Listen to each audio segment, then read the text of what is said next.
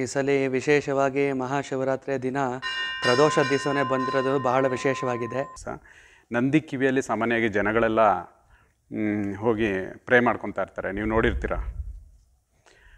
ಅದು ಎಲ್ಲ ಟೈಮಲ್ಲೂ ಅದು ವರ್ಕ್ ಆಗುತ್ತಾ?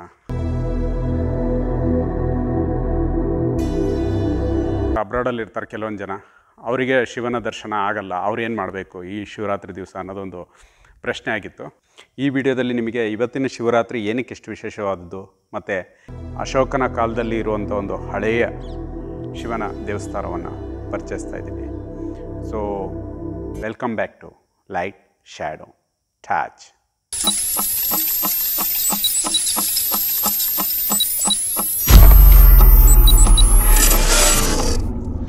ಇವತ್ತು ಬೆಳಗಿನ ಶಿವನ ದರ್ಶನ ಮಾಡಿರೋ ವಿಡಿಯೋನ ಫಸ್ಟ್ ನಿಮಗೆ ತೋರಿಸ್ಬಿಟ್ಟು ಈ ವಿಡಿಯೋ ಸ್ಟಾರ್ಟ್ ಮಾಡ್ತಾ ಇದ್ದೀನಿ. ವಿನಂತಿ.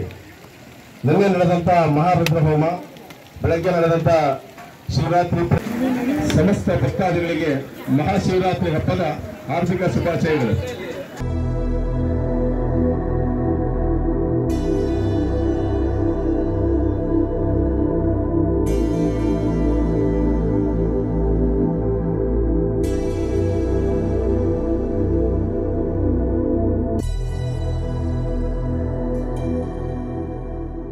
ಇದು ಈ ಶಿವ ಭದ್ರಾ ನದಿಯ ಅಲ್ಲಿ ಉಪಸ್ಥಿತ ಆಗಿರೋಂಥ ಭದ್ರಾವತಿ ಅನ್ನೋ ಪ್ಲೇಸಲ್ಲಿರೋ ಶಿವ. ಇದು ಶಿವಮೊಗ್ಗದ ಒಂದು ಶಿವನ ದರ್ಶನ ಮಾಡಿಸ್ತಾ ಇದ್ದೀನಿ.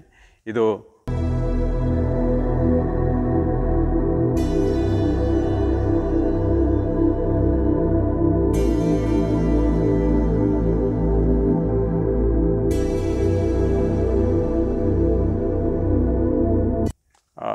ಶಿವಮೊಗ್ಗದ ಅರ್ಕೆರೆ ಅನ್ನೋ ಊರಲ್ಲಿ ಈ ದೇವಸ್ಥಾನ ಇದೆ. ಭಟ್ರು ಮಾತಾಡ್ತಾರೆ, ಕೇಳಿ. ಶಿವರಾತ್ರಿನ ಪ್ರದೋಷ ಅವತ್ತೇ ಬಂದಿದೆ. ಸಂಜೆ 6 ಗಂಟೆಯಿಂದ ಅಭಿಷೇಕ ಆಗ್ತಾನೆ ಇರುತ್ತೆ. ಬೆಳಗ್ಗೆ ಯಾವನು ಗಂಟೆಗೂ ಬೆಳಗೋರಿಗೂ ಅಭಿಷೇಕ ಆಗ್ತಾನೆ ಇರುತ್ತೆ. ಆಮೇಲೆ ಇಲ್ಲಿ ಯಕ್ಷಗಾನ ಎಲ್ಲ ಕಾರ್ಯಕ್ರಮ, ಸಾಮೂಹಿಕ ಕಾರ್ಯಕ್ರಮ, ಸಂಕ್ರಮಣ ಎಲ್ಲ ನಡೀತಾನೆ ಇರುತ್ತೆ.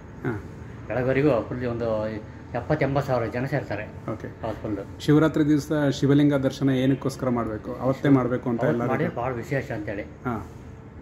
ಇಲ್ಲೊಂದು ಹೊಳೆಯಲ್ಲಿ ನಾನೊಂದು 1000 ಲಿಂಗಗಳಿದ್ದಾವೆ. ಅವಾಗಿಂದನೂ ಲಿಂಗಗಳಿದ್ದಾವೆ. ಇಲ್ಲಿ 1000 ಲಿಂಗಗಳಿದೆಯಾ? ಲಿಂಗಗಳಿದ್ದಾವೆ. ಎಲ್ಲ ಬೆಳಗ್ಗೆ ಸ್ನಾನಕ್ಕೆ ಹೋಗ್ತಾರೆ. ಸ್ನಾನಕ್ಕೆ ಹೋಗಿ ಲಿಂಗ ದರ್ಶನ ಮಾಡ್ಕೊಂಡು ದೇವ ದರ್ಶನ ಮಾಡ್ಕೊಂಡು ಹೊಸ ಹತ್ರ ಹೋಗ್ತಾರೆ. ಓಕೆ, ಒಂದು 70-80 ಸಾವಿರ ಜನ ಸೇರ್ತಾರೆ.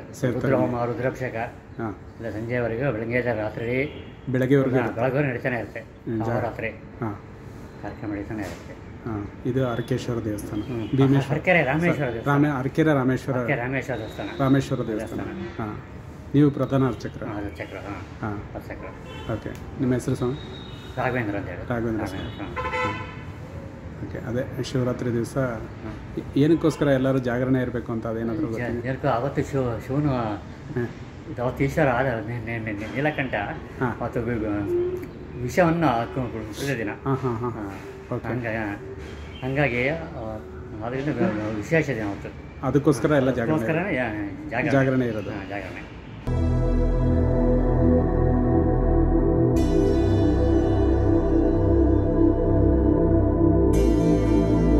ಫ್ರೆಂಡ್ಸ್, ಇದು ಅರಕೇಶ್ವರ ಅನ್ನೋ ಟೆಂಪಲ್ಲು, ಶಿವನ ಟೆಂಪಲ್ಲು. ಇಲ್ಲಿ ಇವತ್ತಿನ ದಿವಸ ಮಹಾಪ್ರದೋಷ ವಿಶೇಷ ದಿವಸ. ನಂದಿ ಕಿವಿಯಲ್ಲಿ ಸಾಮಾನ್ಯವಾಗಿ ಜನಗಳೆಲ್ಲ ಹೋಗಿ ಪ್ರೇ ಮಾಡ್ಕೊತಾ ಇರ್ತಾರೆ, ನೀವು ನೋಡಿರ್ತೀರ. ಅದು ಎಲ್ಲ ಟೈಮಲ್ಲೂ ಅದು ವರ್ಕ್ ಆಗುತ್ತಾ? ಕೆಲವೊಂದು ಟೈಮಲ್ಲಿ ವಿಶೇಷವಾಗಿ ನಂದಿ ಕಿವಿಯಲ್ಲಿ ಹೇಳೋಂಥದ್ದು ಬೇಗ ವರ್ಕ್ ಆಗುತ್ತೆ ಅಂತ ಹೇಳ್ತಾರೆ. ಅದು ಪ್ರದೋಷ ದಿವಸ. ಇದು ಮಹಾಪ್ರದೋಷ ಇವತ್ತು ಶಿವರಾತ್ರಿ ದಿವಸನೇ ಬಂದಿದೆ, ಅದು ವಿಶೇಷ. ಸೊ ಭಟ್ರು ಹೇಳ್ತಾರೆ, ಕೇಳಿ. ಈ ಸಲ ವಿಶೇಷವಾಗಿ ಮಹಾಶಿವರಾತ್ರಿಯ ದಿನ ಪ್ರದೋಷ ದಿವಸನೇ ಬಂದಿರೋದು ಬಹಳ ವಿಶೇಷವಾಗಿದೆ. ಅದು ಅಲ್ಲದೆ ಈ ಪ್ರದೋಷ ದಿವಸ ನಂದಿಗೆ ಒಂದು ಈಶ್ವರನ ವರದಾನದಿಂದಾಗಿ ಪ್ರದೋಷ ವ್ರತ ಪೂಜೆಗಳನ್ನು ಜನರು ತುಂಬ ಜನ ಮಾಡುವ ಪದ್ಧತಿ ಇದೆ. ಅವರಿಗೆ ಕಷ್ಟ ಕಾಮನೆಗಳು ಏನಾದ್ರು ಇದ್ದರೆ ಆ ದಿವಸ ಪ್ರದೋಷ ವ್ರತ ಪ್ರದೋಷ ವ್ರತವನ್ನು ಮಾಡ್ತಾರೆ. ವಿಶೇಷವಾಗಿ ದೇವಸ್ಥಾನಗಳಲ್ಲಿ ಉಪವಾಸ ಇದ್ದು ಸಂಜೆ ದಿವಸ ಈಶ್ವರನ ರುದ್ರಾಭಿಷೇಕ ಪ್ರದೋಷ ಪೂಜೆ ಅಂತ ಮಾಡ್ತಾರೆ. ಆ ಪ್ರದೋಷ ಪೂಜಾ ಪುನಸ್ಕಾರಗಳನ್ನೆಲ್ಲ ಅವರು ನೋಡಿ ನಂತರ ರಾತ್ರಿ ನಂದಿಯ ಕಿವಿಯೊಳಗಡೆ ಅವರ ಮನಸ್ಸಿನಲ್ಲಿ ಏನು ಇಷ್ಟಾರ್ಥಗಳಿದೆ ಅದನ್ನು ಅವರು ಹೇಳಬೇಕು. ಹೇಳಿದ ನಂತರ ದೇವಸ್ಥಾನದಲ್ಲಿ ಪ್ರಸಾದ ವಿತರಣೆ ಮಾಡಿ ಉಪವಾಸನ ಕೈ ಬಿಡುವುದು ಪದ್ಧತಿ ಇದೆ ವಿಶೇಷವಾಗಿ. ಅದು ಅಲ್ಲದೆ ಈ ಸಲ ಶಿವರಾತ್ರಿ ದಿವಸನೇ ವಿಶೇಷವಾಗಿ ಬಂದಿದೆ. ಶಿವರಾತ್ರಿ ಪ್ರತಿ ವರ್ಷದಂತೆ ಈ ವರ್ಷ ದೇವಸ್ಥಾನದಲ್ಲಿ ಭಾರಿ ವಿಶೇಷವಾಗಿ ನಡೆಯುತ್ತೆ. ಬೆಳಗಿನ ದಿವಸ ಬೆಳಗ್ಗೆ ರುದ್ರಾಭಿಷೇಕ ನಡೆಯಲಿದೆ.